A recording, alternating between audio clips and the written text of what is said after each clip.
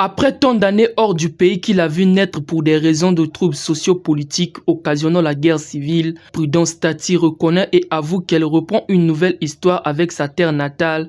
C'est ce qui se traduit dans son ouvrage intitulé « Mes sentiments lorsque le pardon devient vital » qu'elle a présenté pour la énième fois ce 30 novembre 2024 à la FNAC de Brazzaville, ceci avec l'assistance de Mavi Diabakana, écrivain lui aussi. Nous avons eu un moment d'échange autour des questions que j'ai trouvées pertinentes, que j'ai relevées dans son livre.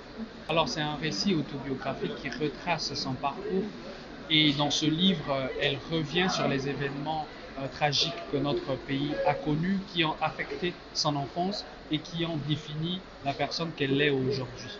Cet ouvrage de 204 pages a été édicté à Paris en France par la maison Les Trois Colonnes.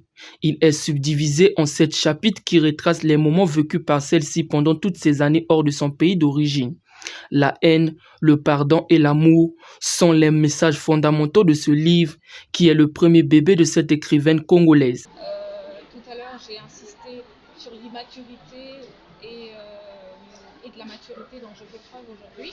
Donc oui, c'est la fin d'un schéma qui me maintenait dans une sorte d'incohérence pour mieux vivre aujourd'hui. Donc oui, ça annonce un nouveau départ. Et la main sur la couverture, j'insiste, une reconnexion à la terre natale. Et quand cette main accueille la première main avec délicatesse, ce petit doigt, ce pouce marque un nouveau départ. Donc c'est un nouveau départ pour moi.